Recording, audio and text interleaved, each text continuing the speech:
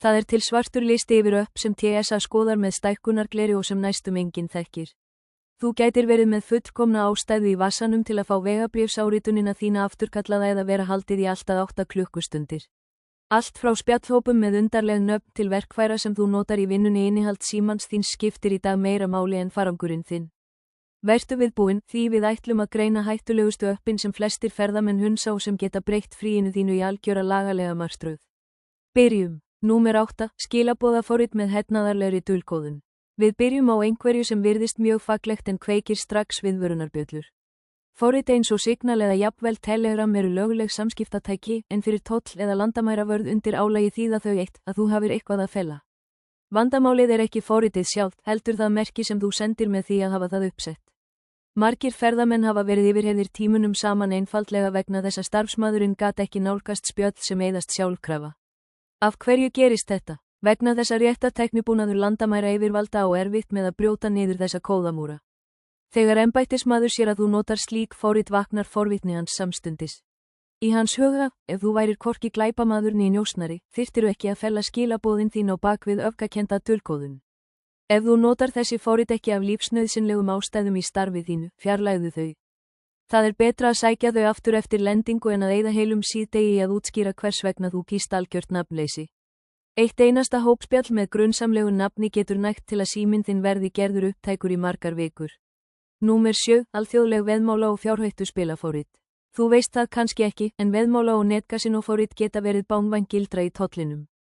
Í mörgum löndum eru fjárhættuspil stránglega reglugerð eða alfarið ólögleg.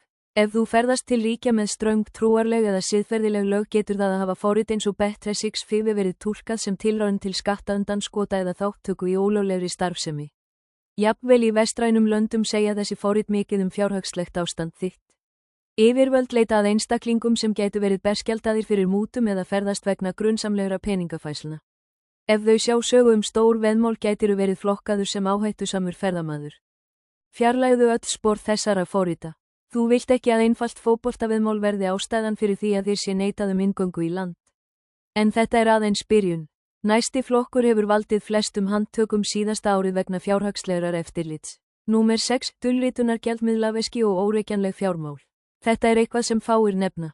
Ef þú ert með forrit fyrir viðskipti með stafrænar eignir eins og Binance eða dulritunarveski tengt símanum þínum, gætiru verið grunaður peningaþvætti eða að reyna að koma með ótilkynnt fjármagnin í landið. Í tollum Bandaríkjanna og Evrópu getur það að sjá umtalsverðar dulritunareignir í forriti leitt til ítarlegrar fjárhagsrannsóknar. Yfirvöld leita að peningarhreyfingum sem passa ekki við ferðamannaprófíl þinn. Ímyndaðu þér að þú segist ferðast í frí með $2.000, en í stafræna veskinu þínu sjái starfsmaðurinn $50.000 í lausafé. Þetta misræmi er risastór rauður fáni. Ráðlegging mín er skýr, settu þessi forrit í falda möppu eða, enn betra, fjarlægðu þau af tækinu og notaðu þau í gegnum vafra eftir að þú ert komin á áfangastað. Landamæra yfirvöld eru ekki skyldu til að virða stafrænt bankaleyndarmál þitt við landamærin. Númer 5. Sýndareinkanet eða VPN án réttlætingar. Flestir þekkja VPN sem leið til að horfa á efni frá öðrum löndum, en öryggisyfirvöld líta á þau sem göng til að komast hjá eftirliti ríkisins. Ef þú ferðast til landa með netritskoðun, eins og Kína eða ákveðina ríkja í Miðausturlöndum, getur það verið alvarlegt brot að hafa VPN uppsett. Jafnvel í frjálsum löndum gefa þessi forrit til kynna að þú sért að reyna að fella IP-tölu þína á netið. Ef starfsmaður spyr þig hvers vegna þú notar VPN og þú svarar, til að auka öryggi, gætiru endað í litlu herbergi að svara spurningum hvaða vefsíður þú heimsækir og hvers vegna þú óttast rekjanleika svona mikið. Nema þetta sé skjalfest og skyldubundið verkfæri vinnuveitanda þíns, fjarlægðu það. Þetta er óþarfa áhætta sem vekur netöryggisgrun áður en þú segir eitt einasta orð. Og ef þér finnst þetta íþyngjandi, vertu viðbúin næsta atriði er raunverulega hættulegast ef þú metur frelsi þitt. En áður, gerstu áskrifandi að rásinni. Það kostar ekkert. Og skildu eftir athugasemd. Mér finnst frábært að lesa þær. Númer 4. Staðsetningar skrár og kort af takmörkuðum svæðum. Þetta atriði er alvarlegt og var ástæðan fyrir stöðvun þekktrar fræðikonu í nýlegri ferð. Þetta snýst ekki bara Google Maps, heldur einnig myndaforrit sem geyma GPS-net í lýsigögnum. Ef þú hefur af forvitni eða vegna vinnu tekið myndir af iðnaðarsvæðum, stjórnarbyggingum, orkustöðvum eða jafnvel mótmælum, eru þessar myndir merktar nákvæmri staðsetningu. Yfirvöld nota réttartækniforrit sem skanna myndasafnið þitt á örfáum sekúndum.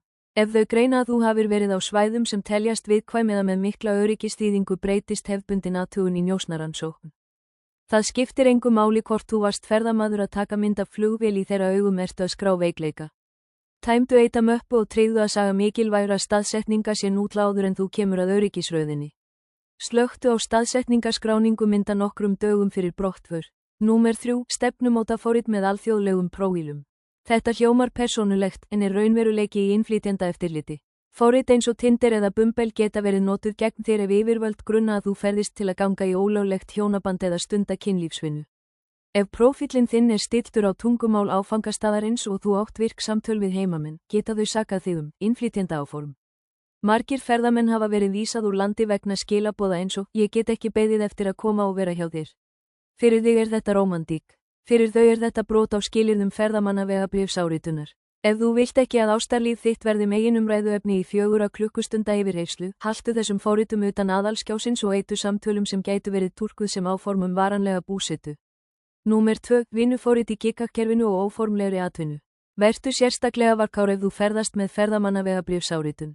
Ef þú ert með forrit fyrir matarsendingar, einkaflutninga eða vinnupalla eins og freelancir, getur starfsmaðurinn gert ráð fyrir að þú ætlar ekki að ferðast heldur vinna ólöglega í landinu. Dæmi eru að einfaldlega faglegt myndbandsklippingar eða verkefnastjórnunartól eins og ASN hafi verið næg ástæða til að ætla að ferðamaður hyggist stunda launaða vinnu. Það skiptir ekki máli þó þú ætlir aðeins að skoða tölvupóst. Lög margra landa banna alla atvinnustarfsemi á meðan þú ert á gestastöðu.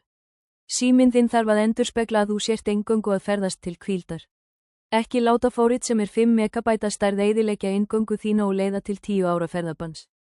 En nú skaltu búa þig undir hættulegasta atriðið. Númer 1. Slóð paniks og fjöldaeyðingar á síðustu stundu. Alvarlegasta mistökin eru ekki hvað þú ert með, heldur hvernig þú reynir að losna við það. Ef þú kemur á flugvöllin og byrjar að eyða myndum, skilaboðum og forritum á meðan þú bíður í röð, ertu að virkja allar hegðunar viðvaranir. Nútímakerfi flugvalla greina jafnvel hvernig þú notar tækið þitt í gegnum öryggismyndavélar. Fjöldaeyðing gagnar rétt fyrir eftirlit er túlkuð sem öfgakend sektarhegðun. Stafræn hreinsun á að fara fram eðlilega, dögum eða jafnvel vikum fyrir flug. Best er að síminn líti út eins og venjulegt daglegt tæki, ekki eitthvað sem hefur verið hreinsað af ótta. Yfirvöld vita hvernig á að leita í skýinu og í falnum möppum kerfisins. Ef þú vilt fullkomið öryggi ferðast reyndir ferðamenn með alveg nýjan varasíma og skilja aðalsíman eftir heima. Ef starfsmaður krefst lykilorð og þú neitar, hafa yfirvöld í mörgum löndum lagalegan rétt til að gera tækið upptækt óákveðinn tíma. Forvarnir eru besta vörnin. Að lokum krefst ferðalög í dag meira en gilt vegabréf, þau krefjast óaðfinnanlegrar stafrænar sjálfsmyndar. Landamærin hefjast ekki lengur við afgreiðsluborðið, heldur á skjá símans þíns.